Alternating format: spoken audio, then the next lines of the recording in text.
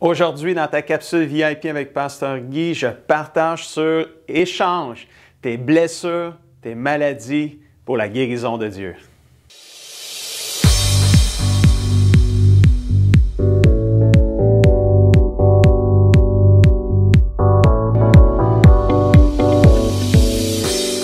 Bonjour mon ami et bienvenue à ta capsule VIP aujourd'hui. C'est encore une fois avec beaucoup d'enthousiasme et de joie que je peux nourrir ton âme aujourd'hui afin que tu puisses grandir et devenir tout ce que le Seigneur veut que tu deviennes.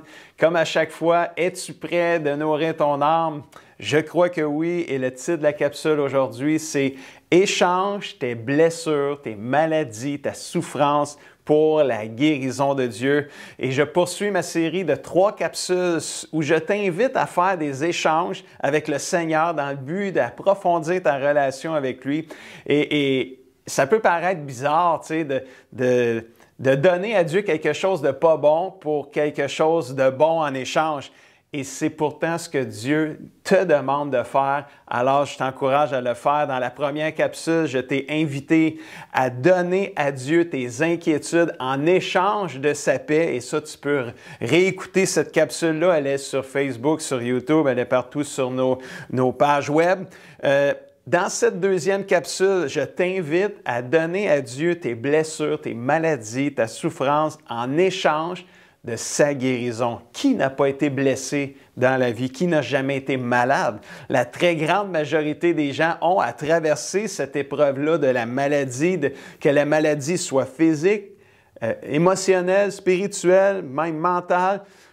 C'est important que tu saches que Dieu veut te guérir. Comme on le voit dans les versets que je vais te lire, là, les versets suivants. Psaume 147, verset 3, ça dit « Le Seigneur guérit ceux qui ont le cœur brisé et il soigne leurs blessures. » As-tu le cœur brisé aujourd'hui alors que tu écoutes cette capsule-là? Personne ne le sait, tu es chez toi, tu es derrière un écran, derrière une TV, derrière un ordinateur et ton cœur est brisé, ton cœur souffre.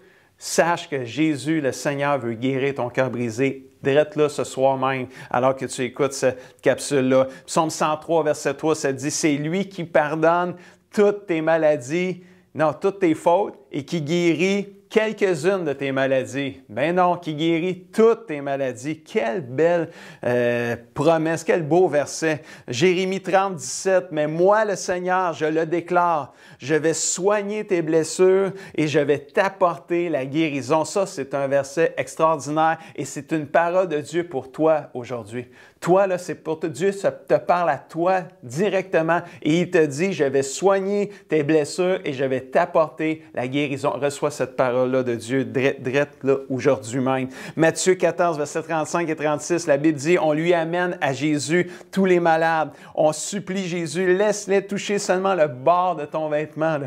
Et tous ceux qui le touchent sont guéris. Alors, ça va, et ça va même plus loin. La parole de Dieu dit, non seulement Jésus veut guérir nos maladies, mais la parole de Dieu dit que Jésus a même porté toutes nos maladies, toutes nos souffrances sur la croix, afin que par les blessures qu'il a subies sur la croix, tu sois guéri. Wow! Ésaïe 53, 4 et 5, ça le dit. « Pourtant, ce sont nos maladies qu'il supportait, qu'il portait sur la croix. C'est notre souffrance qu'il s'est chargé. Et nous pensions, quand c'est arrivé, quand Jésus est mort sur la croix, nous pensions c'est Dieu qui l'a puni de cette façon. C'est Dieu qui le frappe et qui l'abaisse. Mais non, il était blessé à cause de nos fautes. Il était écrasé à cause de nos péchés et la punition qui nous donne la paix est tombée sur lui et c'est par ses blessures, ses meurtrissures que nous sommes guéris. Il est clair, mon ami, que tu peux faire un échange aujourd'hui.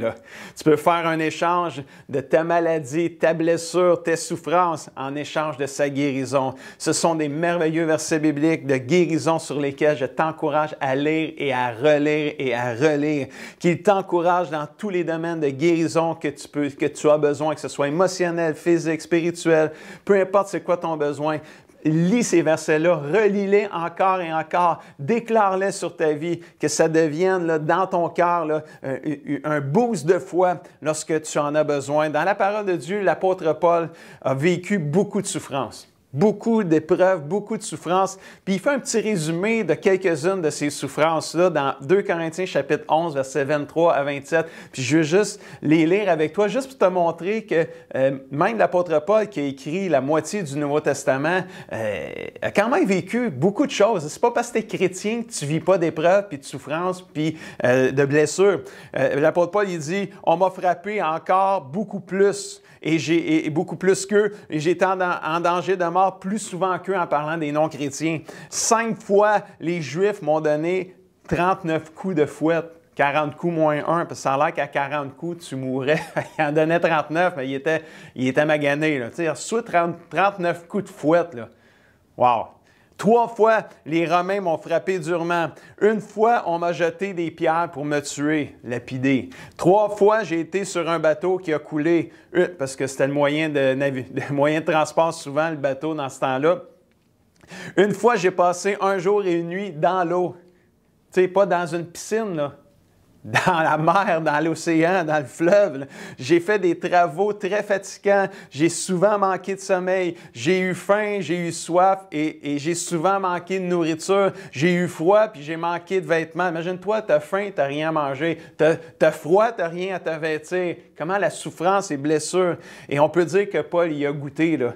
Mais ce même Paul était capable de dire, malgré toutes les souffrances, les blessures qu'il a vécues et les détresses qu'il a vécues, il était capable de dire dans 2 Corinthiens 1, 3, « Béni soit Dieu, glorifié soit Dieu, le Père de notre Seigneur Jésus-Christ, le Dieu, le Père qui est plein de bonté, le Dieu qui réconforte dans toutes les situations. Il nous réconforte dans toutes nos détresses, nos souffrances, afin qu'à notre tour, nous soyons capables de réconforter ceux qui passent par toutes sortes de détresses, de souffrances, en leur apportant le réconfort, la guérison que Dieu nous a apporté lui-même.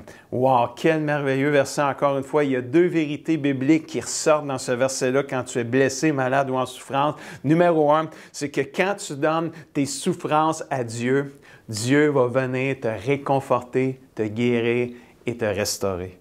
Il y a vraiment un sens de guérison dans le réconfort que Dieu donne. J'ai vécu la perte d'un bébé à la naissance alors que ma femme s'en allait l'accoucher il y a 27 ans, le 4 décembre 1994. Et Dieu a non seulement réconforté ma peine, il m'a non seulement réconforté dans ma peine, mais il a guéri mon cœur qui était blessé et brisé par la perte de mon bébé. Dans le mot grec, pour le mot réconfort, il y a un sens de consolation, mais il y a une petite profondeur, il y a un sens aussi de restauration, de guérison. Dieu veut te restaurer. Oui, il veut te réconforter, mais il veut réparer, il veut restaurer, il veut guérir ce qui a été brisé et blessé. Ce réconfort et cette guérison est valide pour toutes les situations que tu peux affronter dans la vie, parce que le verset dit, Paul, il dit, le Seigneur, c'est le Dieu qui réconforte dans toutes les situations. Que Paul en a tellement vécu, il a vécu la guérison de Dieu, le réconfort de Dieu, la restauration de Dieu dans toute situation qu'il a vécue. Ce réconfort est disponible là-dedans. Sache que dans Jérémie 32, 17, la Bible dit « Ah, Seigneur Dieu, tu as créé le ciel et la terre par ta grande force, par ta grande puissance. Rien n'est trop difficile pour toi. » Rien n'est trop difficile pour le Seigneur. Marc 11, 24, puissant verset. C'est pourquoi je vous le dis, quand vous priez pour demander quelque chose, croyez que vous l'avez reçu et vous le verrez s'accomplir. Dieu vous le donnera. Mon ami, donne ta blessure, ta maladie, ta souffrance à Dieu en échange de sa guérison, de son réconfort. Amen. Rien n'est trop difficile pour notre Dieu. Tout est possible à celui qui quoi? Qui croit. Alléluia. Deuxième vérité qu'on voit dans le texte qu'on a lu tantôt, quand Dieu te réconforte, tu donnes ta maladie à Dieu, Dieu te réconforte, te restaure, te guérit. Quand Dieu te réconforte, c'est pour que tu réconfortes les autres. Ça, c'est bon aussi. Ça, là, c'est la puissance du témoignage. Ce que Dieu a fait dans ta vie, tu le partages à quelqu'un, ça stimule sa foi et ça le porte à le croire que Dieu peut faire ce qu'il a fait pour toi, il peut le faire pour lui aussi. C'est ça la puissance du témoignage. La guérison que moi j'ai reçue à la suite de la perte de mon bébé il y a 27 ans, savez-vous quoi? Ça m'a permis d'aller en prison. Pas parce que j'ai fait un crime, pour aller visiter des prisonniers. J'ai eu l'opportunité d'aller dans une prison pour parler à des prisonniers qui souffraient, qui étaient dans la souffrance, et j'ai pu témoigner le moment de souffrance que j'ai vécu à cause de la perte du bébé, toutes les pleurs que ça l'a emmené, le cœur brisé que j'ai eu, et comment Dieu m'a restauré, comment Dieu m'a relevé, m'a guéri. Et savez-vous quoi? Il y a des prisonniers qui ont trouvé de l'espoir. Quand j'ai partagé mon témoignage, il y a des prisonniers qui ont été guéris dans leur cœur. Il y a même des prisonniers qui ont donné leur vie à Jésus-Christ.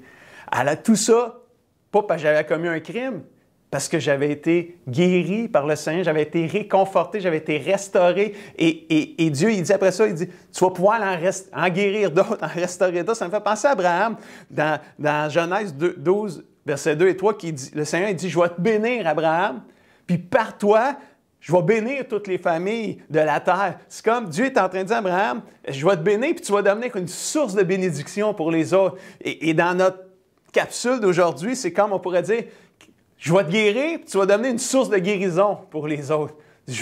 Et c'est comme Dieu t'a guéri, tu deviens une source de guérison. Si Dieu l'a fait pour moi avec mon bébé, il peut le faire pour toi. Et quand il va le faire pour toi, sais-tu quoi? Il va pouvoir le faire pour un autre aussi. Et c'est vraiment important. Puis une chose à retenir pour toi aujourd'hui, c'est que tu peux échanger ta blessure, ta maladie, ta souffrance en retour de sa guérison. Dieu veut te guérir. Laisse-moi répéter les deux vérités bibliques de cette capsule. Quand tu donnes ta souffrance à Dieu, ta maladie, Dieu va te réconforter en échange. Dieu va te guérir. C'est une question de foi, mais ose donner ta maladie, ta souffrance au Seigneur. Quand Dieu te réconforte, te guérit, c'est pour que tu ailles en réconforter d'autres. Une fois que tu es guéri, va le témoigner à quelqu'un, va le dire à quelqu'un afin qu'eux aussi puissent être guéris. Et si tu mets en pratique ces conseils-là bibliques que je viens de te partager aujourd'hui, tu vas vivre des guérisons divines. Si tu prends ces versets-là que je t'ai partagés aujourd'hui, tu y crois, tu les appliques à ta vie, tu les déclares sur ta vie, je crois que tu vas vivre des guérisons divines et surnaturelles de la part du Seigneur et que ce soit des guérisons émotionnelles, physiques ou spirituelles, je crois que Dieu veut te guérir. Et en bonus, tu vas même voir Dieu guérir et réconforter les autres autour de toi quand tu vas témoigner des guérisons que Dieu t'a fait. Je te laisse avec les défis de la semaine. Détermine de donner à Dieu toutes tes blessures. Pas juste les physiques, les blessures émotionnelles, les blessures du cœur que tu as pu vivre dans ta vie, tu as le cœur brisé. Arrête de garder ça caché en dedans. Relâche, lâche prise, donne ça à Dieu et reçois sa guérison. Reçois son réconfort, sa restauration. Lis, médite et pratique tous les versets de la capsule aujourd'hui. Je te dis ce défi-là à chaque fois. Parce que c'est tellement important, parce que la Bible, elle dit « Heureux celui qui médite la parole de Dieu ». Méditer, là, ça veut dire lire et relire et relire et relire, l'approprier, le dire dans son cœur constamment afin que ça puisse pénétrer en nous et devenir notre style de vie. Amen. Alors, je veux prier pour toi en terminant. Amen. Juste ferme tes yeux là où tu es.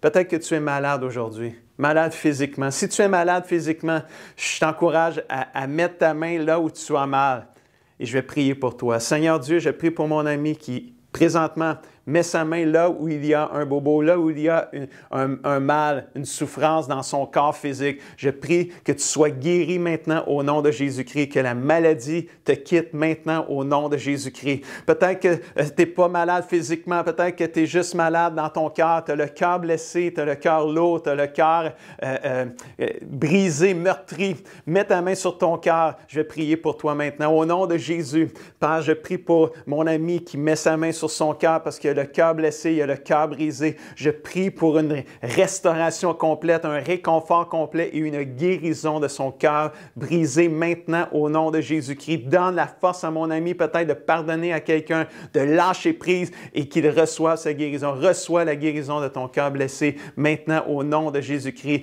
Père, je prie que s'il y a quelqu'un qui souffre émotionnellement aussi, je prie qu'il soit guéri maintenant au nom de Jésus-Christ. Et tout le monde dit un grand Amen et Amen. Merci Seigneur pour les guérisons que tu fais maintenant au travers de cette capsule-là. Si tu crois, si tu as aimé cette capsule-là, fais un pouce et un cœur. Puis si Dieu t'a guéri, Dieu t'a restauré à quelque part au travers ce qui était dis-le à quelqu'un, partage-le à quelqu'un afin que ce quelqu'un-là puisse être guéri aussi, puis qui lui aussi va le dire à un autre. Et tu vois comment la puissance du témoignage peut fonctionner dans le Seigneur.